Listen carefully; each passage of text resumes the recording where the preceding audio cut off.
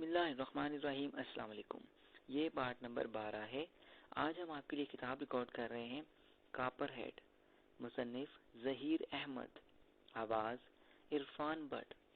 یہ کتاب آپ کے لیے بک شیئر پاکستان آڈیو لائبریری کی جانب سے پیش کی جا رہی ہے۔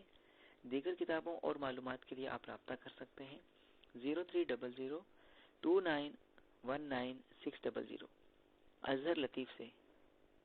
تو آئیے سنتے ہیں پارٹ نمبر 12۔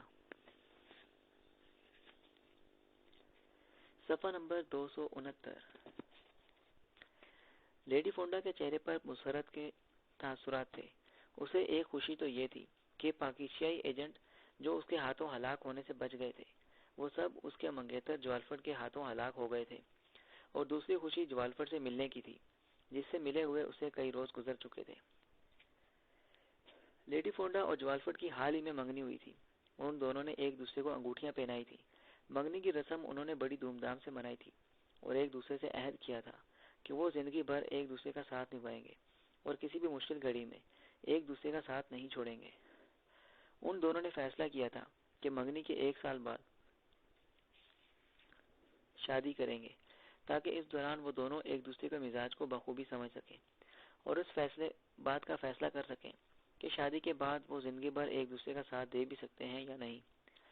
اس 1 سال میں وہ دونوں ایک دوسرے کے نزدیک رہ کر اس بات کا اندازہ لگانا چاہتے تھے کہ ان میں سے ایک دوسرے کی عادات برداشت کرنے کی کتنی سخت ہے۔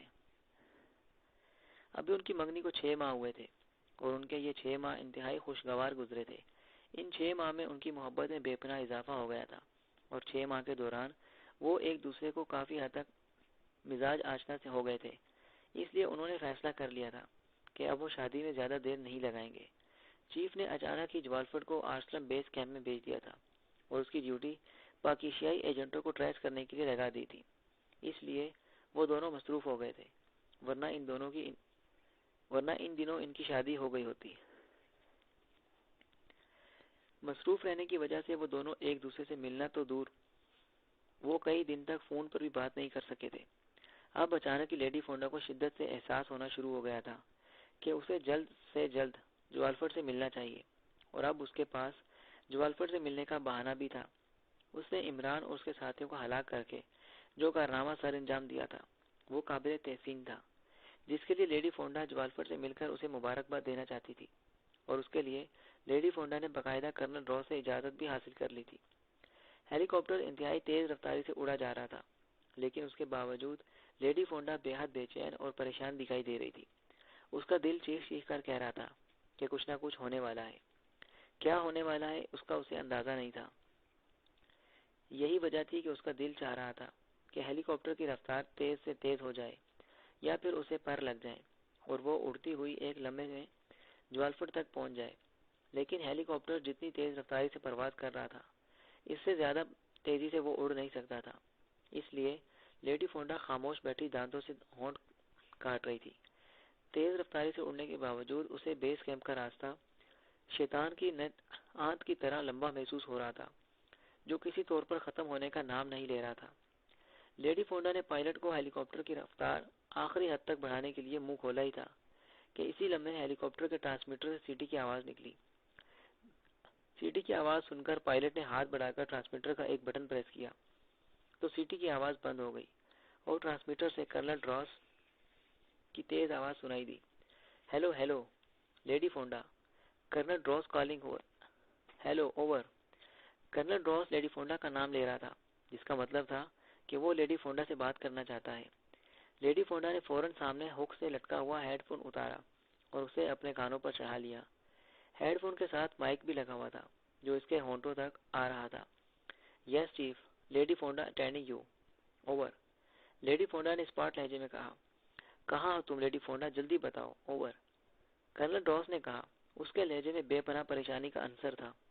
میں آرسلم بیس کیمپ سے 100 کلومیٹر دور ہوں چیف، 15 سے 20 منٹ تک میں وہاں پہنچ جاؤں گی، اوور۔ لیڈی فونڈا نے کہا۔ نہیں، تم فوراً ہیڈ کوارٹر واپس آ جاؤ، اوور۔ کرنل راس نے اسی انداز میں کہا۔ کیوں چیف، کیا ہوا؟ ایسی کون سی ضروری بات ہے جو آپ مجھے فوری طور پر ہیڈ کوارٹر آنے کا کہہ رہے ہیں؟ میں بیس کیمپ کے قریب ہی ہوں، آپ مجھے تھوڑا وقت دیں، میں جوالفٹ سے مل کر فوراً واپس آ جاؤں گی، اوور۔ لیڈی فونڈا نے پریشانی کے عالم میں کہا۔ اسے کرنل ڈراس پر غصہ آ رہا تھا کہ اب جبکہ وہ بیس کیمپ پہنچنے ہی والی تھی تو کرنل ڈراس اسے فوراً واپس آنے پر کہہ رہا تھا، تمہارا بیس کیمپ میں جانے کا کوئی فائدہ نہیں ہے لیڈی فونڈا، اب وہاں کچھ باقی نہیں بچا ہے، اوور۔ کرنل ڈراس نے کہا تو لیڈی فونڈا بری طرح سے اچھل پڑی۔ کچھ باقی نہیں بچا؟ کیا مطلب؟ اوور۔ لیڈی فونڈا نے حیرت بھرے لہجے میں کہا، بیس کیمپ پر اٹیک ہوا ہے اور مجھے اطلاع ملی ہے کہ بیس کیمپ کو مکمل طور پر تباہ کر دیا گیا ہے، اوور۔ کرنل ڈراس نے کہا اور اس کی بات سن کر لیڈی فونڈا کا دماغ جیسے بھگ سے اٹھ گیا۔ اس کی آنکھوں سے سامنے یکلخت سرخی سی پھیل گئی۔ بیس کیمپ تباہ ہو گیا ہے؟ یہ آپ کیا کہہ رہے ہیں چیف؟ کیسے تباہ ہوا ہے اور کس نے تباہ کیا ہے، اوور۔ لیڈی فونڈا نے شدت غم سے بری طرح چیختے ہوئے لہجے میں کہا، اطلاع کے مطابق قلعے میں 6 افراد داخل ہوئے تھے جن میں ایک عورت بھی تھی۔ انہوں نے پہلے بیس کیمپ کے باہر پہاڑیوں پر موجود سرچ ٹاور کو نشانہ بنایا تھا اور پھر وہ قلعے کی فرنٹ کی طرف آ گئے تھے۔ فورس سرچ ٹاورز کے تباہ ہونے کا جائزہ لینے کی کوشش کر رہی تھی کہ قلعے کے عقبی حصوں میں زوردار دھماکے ہونا شروع ہو گئے۔ یہ دھماکے قلعے کے اندر ہوئے تھے جو ریموٹ کنٹرول ڈیوائسز سے کیے جا رہے تھے۔ قلعے کے اندر ہونے والے دھماکوں نے فورس کو ہلا کر رکھ دیا تھا۔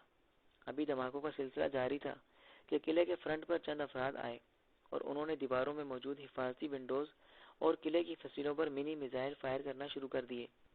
چونکہ یہ سب کچھ اچانک اور انتہائی تیزی سے ہوا تھا، اس لیے بیس کیمپ میں کسی کو کچھ سمجھنے اور سنبھلنے کا موقع ہی نہیں مل سکا۔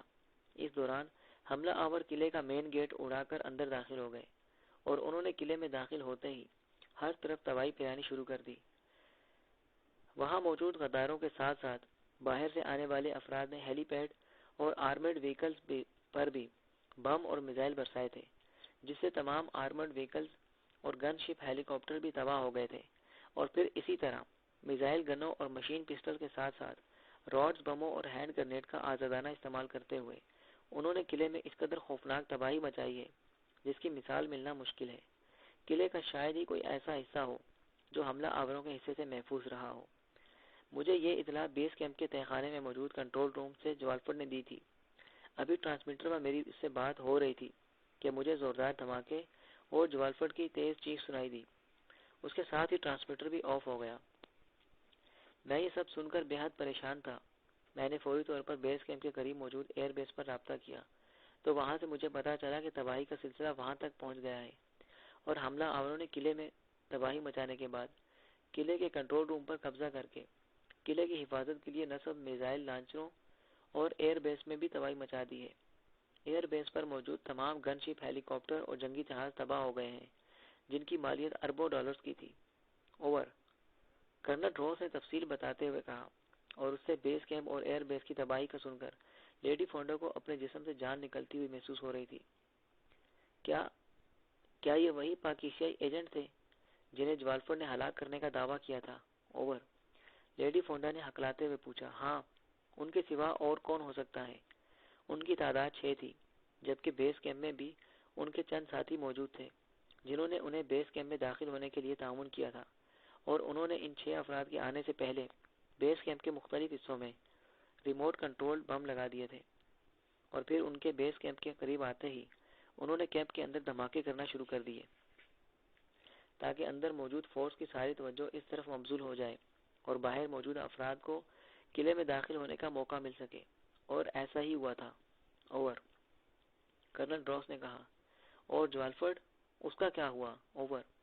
لیڈی فونڈا نے دھڑکتے دل سے پوچھا، میں اس سے دوبارہ رابطہ کرنے کی ہر ممکن کوشش کر رہا ہوں لیکن میرا اس سے رابطہ نہیں ہو رہا۔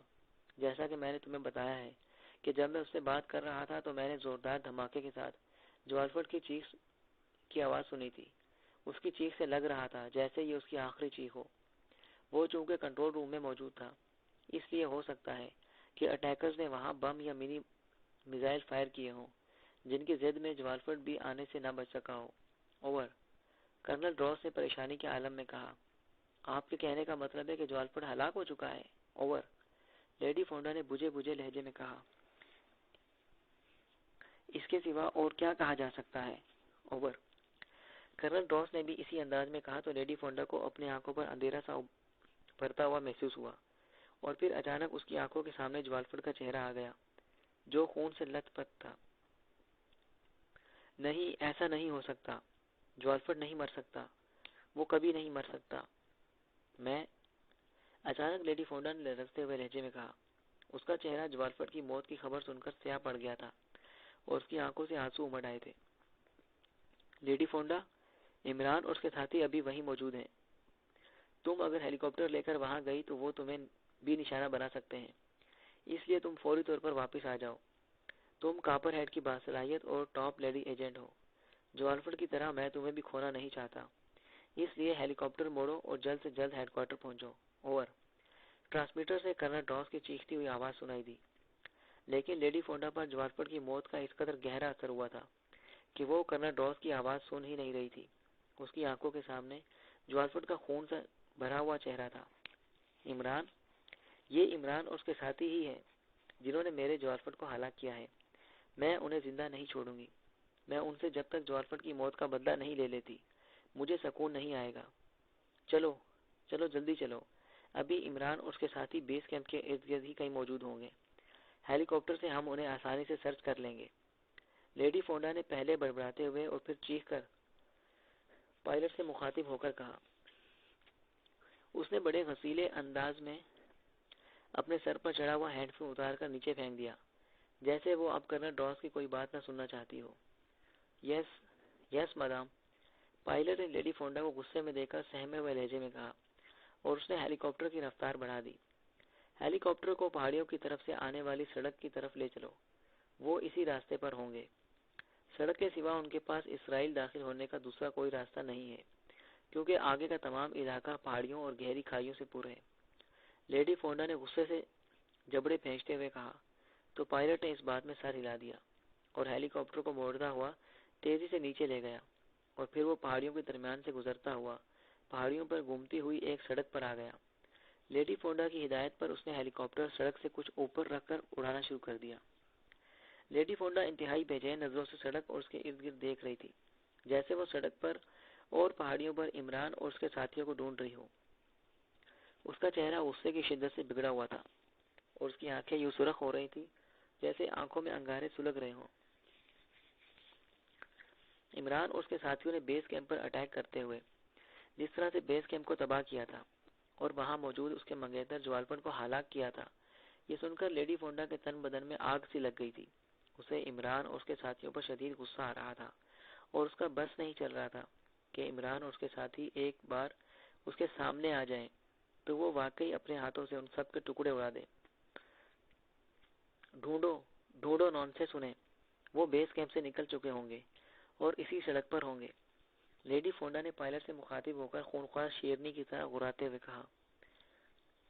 میں ڈھونڈ رہا ہوں میڈم، پائلٹ نے گھبراتے ہوئے لہجے میں کہا۔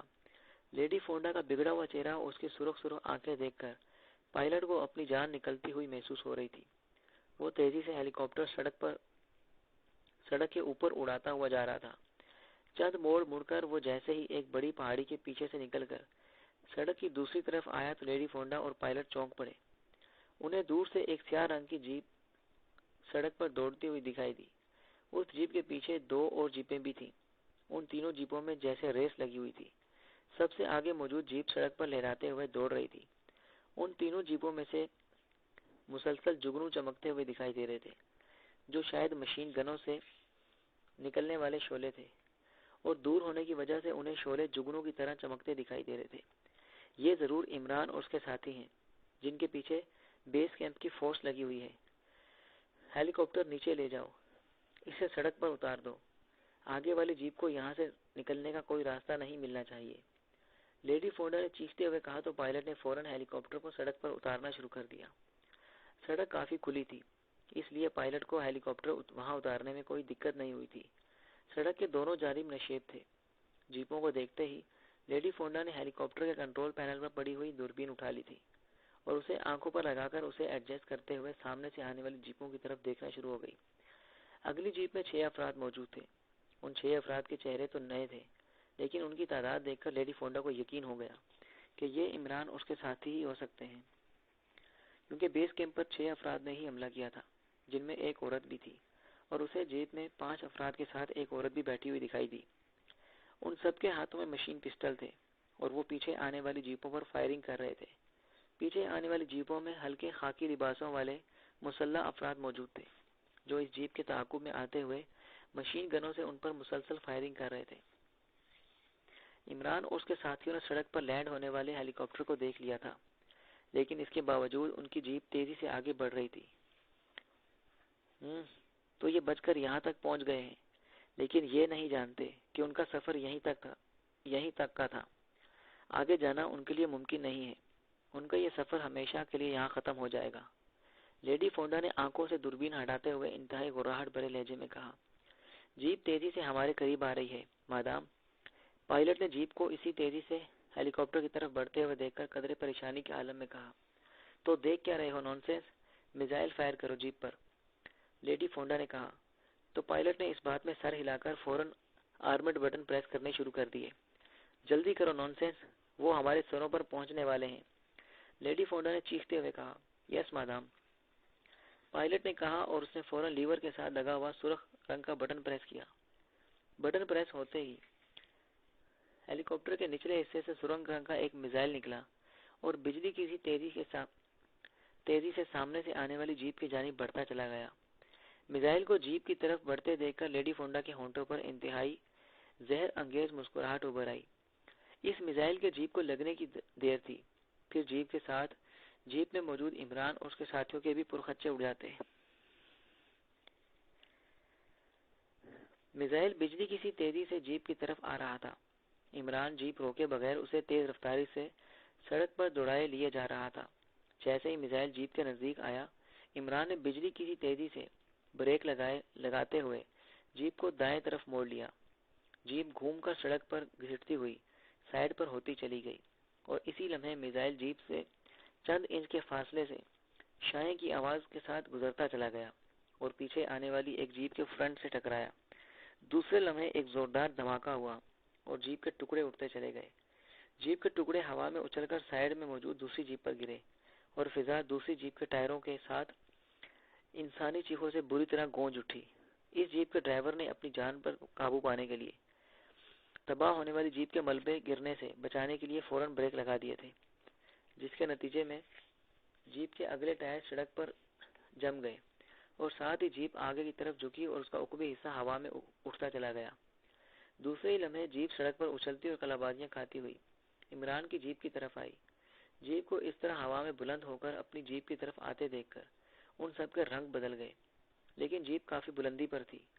جیپ کلابازیاں کھاتی ہوئی ان کی جیپ کے اوپر سے گزر گئی تھی اور پھر سڑک پر گر کر مسلسل کلابازیاں کھاتے ہوئے سیدھی سڑک پر لینڈ ہونے والے اس ہیلی کاپٹر کی طرف بڑھتی چلی گئی جس سے عمران کی جیپ پر میزائل فائر کیا گیا تھا۔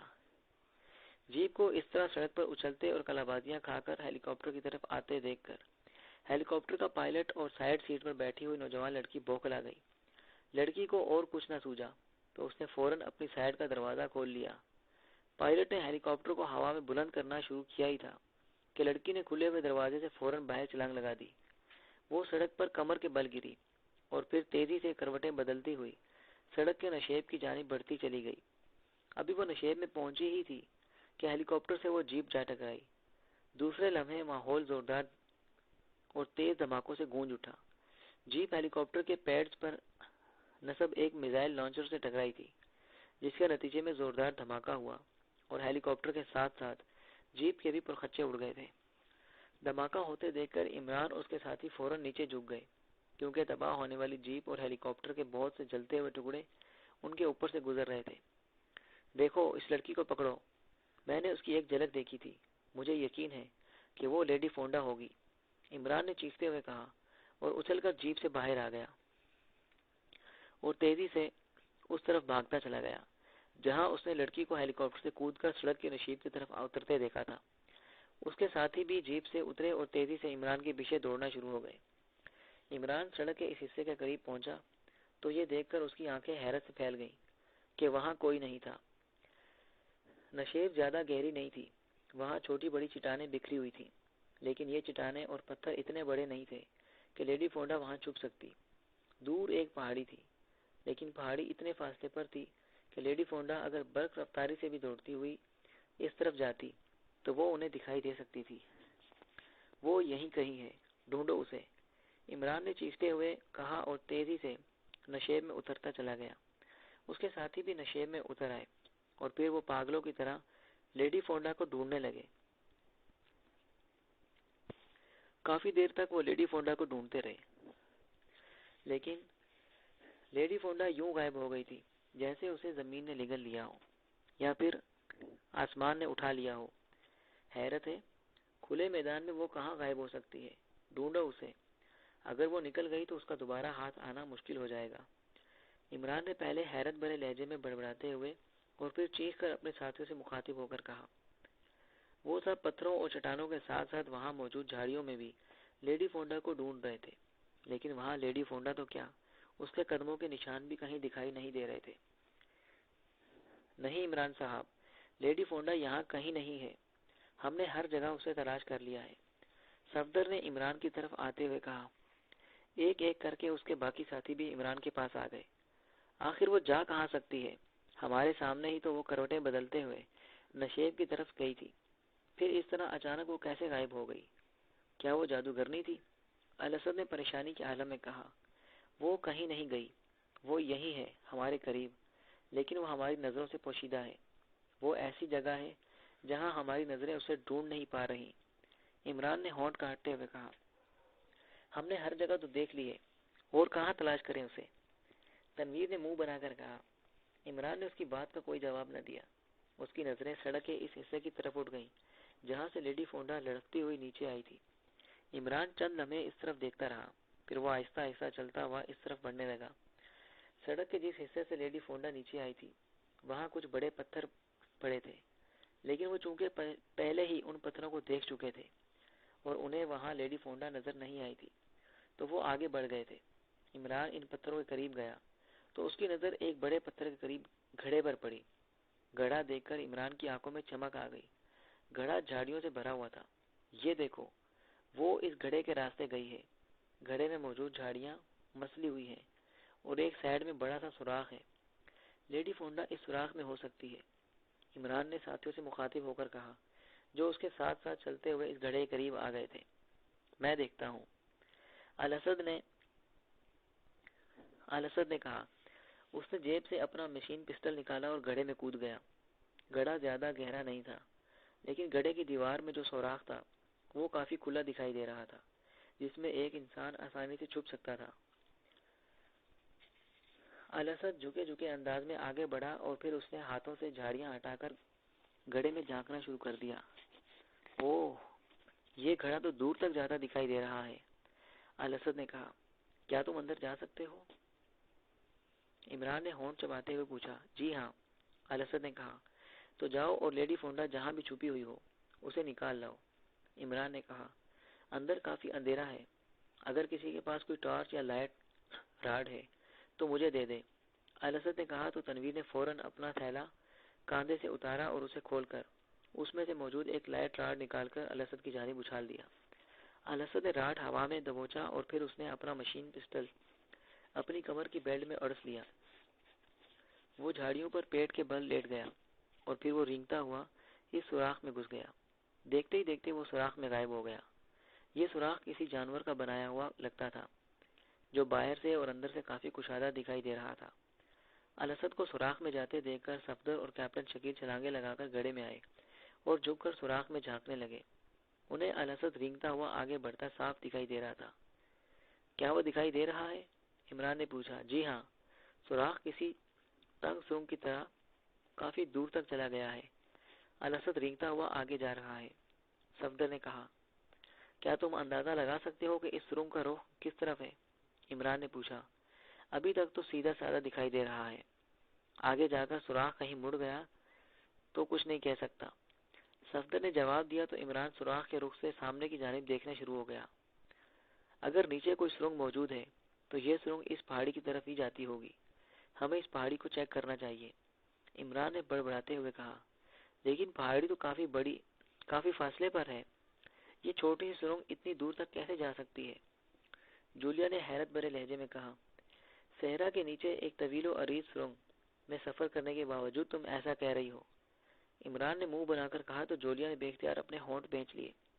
واقعی وہ سب ناقابل عبور اور خوفناک صحرائے ارسلم کے نیچے موجود ایک طویل سرنگ سے گزر کر آئے تھے۔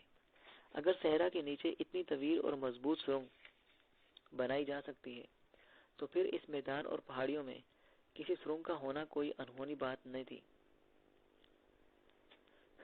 تو کیا لیڈی فونڈا اس سرنگ کے بارے میں جانتی تھی کہ وہ اس سرنگ کے راستے اپنی جان بچا کر پہاڑی میں جا کر چھپ سکتی ہے؟ تنویر نے حیرت بھرے لہجے میں کہا، نہیں، اسے اس کی قسمت میں اس سرنگ میں لے گئی تھی۔ وہ سڑک سے لڑکتی ہوئی اس گڑھے میں گری ہوگی اور پھر وہ ہماری نظروں سے چھپنے کے لیے اس سوراخ میں گھس گئی اور آگے ہی آگے بڑھتی گئی۔ عمران نے کہا، تو کیا ہم بھی سرنگ کے راستے اس کے پیچھے جائیں؟ صفدر نے پوچھا۔ نہیں، کیا ضرورت ہے؟ الاسد اس کے پیچھے گیا ہے۔ ہمیں یہاں رکنے کی بجائے پہاڑی کی طرف جانا چاہیے۔ سرنگ کا دہانہ ضرور پہاڑی کے کسی حصے میں نکلتا ہوگا۔ ایسا نہ ہو کہ ہمیں دیر ہو جائے اور لیڈی فونڈا پہاڑیوں سے گزرتی ہوئی کسی اور طرف نکل جائے، عمران نے کہا، اور پھر وہ پلٹ کر تیزی سے پہاڑی کی جانب دوڑنا شروع ہو گیا۔ لیڈی فونڈا نے میزائل عمران اور اس کے ساتھیوں کی جیپ کے بجائے پیچھے آنے والی جیپ کو لگتے اور پھر دوسری جیپ کو ہوا میں اچھل کر سڑک پر آتے دیکھا تو اس کا رنگ اڑ گیا۔ جیپ جس طرح سے ہوا میں کلا بازیاں کھاتی اور سڑک پر اچھلتی ہوئی آ رہی تھی، اس کا ہیلی کاپٹر سے ٹکرا جانا ناگزیر تھا۔ لیڈی فونڈا جانتی تھی کہ اگر وہ جلد سے جلد ہیلی کاپٹر سے نہ نکلی تو جیپ ہیلی کاپٹر سے ٹکرا جائے گی اور ہیلی کاپٹر تباہ ہو جائے گا۔ اس نے فوراً سائیڈ کا دروازہ کھولا اور پھر اس سے پہلے کہ پائلٹ اس سے کچھ کہتا، لیڈی فونڈا نے باہر چھلانگ لگا دی۔ وہ سڑک پر پہلو کے بل گری اور پھر وہ رکے بغیر تیزی سے کروٹیں بدلتی ہوئی سڑک کی سائیڈ کی طرف بڑھتی چلی گئی۔ سائیڈ میں نشیب پر آتے ہی وہ تیزی سے نیچے گرتی چلی گئی۔ اس نے خود کو نیچے گرنے سے بچانے کے لیے کافی ہاتھ پاؤں مارے لیکن کامیاب نہ ہو سکی۔ ایک پتھر سے ٹکرا کر اس کا جسم ہوا میں اچھلا اور پھر وہ ایک جھاڑیوں سے بھرے ہوئے گڑھے میں گر گئی۔ سڑک اور پتھروں پر کروٹیں لینے کی وجہ سے اس کا جسم بری طرح سے زخمی ہو گیا تھا۔ وہ جھاڑیوں پر گری ہوئی بری طرح سے کرانے لگی۔ اس نے دائیں طرف کروٹ بدلی تو اچانک اس کی نظر جھاڑیوں کے پیچھے ایک بڑے سے ہال پر پڑی۔ لیڈی فونڈا ابھی اس ہال کو دیکھ رہی تھی کہ اسے سڑک پر بھاگتے قدموں کی آوازیں سنائی دی۔ لیڈی فونڈا سمجھ گئی کہ عمران اور اس کے ساتھیوں نے اسے ہیلی کاپٹر سے نکل کر نشیب میں جاتے دیکھ لیا تھا۔ اب وہ اسے پکڑنے کے لیے اس طرف آ رہے ہیں۔ لیڈی فونڈا کافی زخمی تھی لیکن اسے اپنے زخموں سے زیادہ اپنی جان کی فکر تھی، اس لیے اس نے کروٹ بدلی اور پھر وہ زخمی ہونے کے باوجود تیزی سے ہال کی طرف پیٹ کے بل رینگتی چلی گئی۔ ہال کافی کھلا تھا، وہ آسانی سے اس میں سما سکتی تھی۔ ہال آگے جاتا دیکھ کر لیڈی فونڈا اس میں مسلسل رینگتی چلی گئی۔ آگے بڑھتے ہوئے ہال کافی بڑا اور کھلا ہو گیا۔ اب لیڈی فونڈا رینگنے کی بجائے کسی چوپائے کی طرح چلتی ہوئی آگے جا سکتی تھی، چنانچہ اس نے ہاتھوں اور پیروں کے بل چلنا شروع کر دیا۔ آگے بڑھتے ہوئے اس نے سر موڑ کر پیچھے دیکھا تو اسے ہال سے ہلکی سی روشنی دکھائی دی۔ اس کے اندر آتے ہی چونکہ ہال جھاڑیوں میں چھپ گیا تھا، اس لیے لیڈی فونڈا کو اطمینان ہو گیا کہ عمران اور اس کے ساتھی اب اسے آسانی سے نہیں ڈھونڈ سکیں گے۔ لیڈی فونڈا اس تنگ اور طویل سرنگ کو دیکھ کر حیران بھی ہو رہی تھی جو اچانک ہی اسے دکھائی دی تھی اور اس کی زندگی کی محافظ بن گئی تھی۔ آگے چونکہ اندھیرا تھا اس لیے لیڈی فونڈا اس بات کا اندازہ نہیں لگا سکتی تھی کہ تنگ سرنگ مزید آگے کہاں تک جاتی ہے یا اس کا اختتام کہاں ہوتا ہے۔ پارٹ نمبر 12 یہاں اختتام پذیر ہوا۔ بقیہ حصہ صفحہ نمبر 293 سے سماعت فرمائیے۔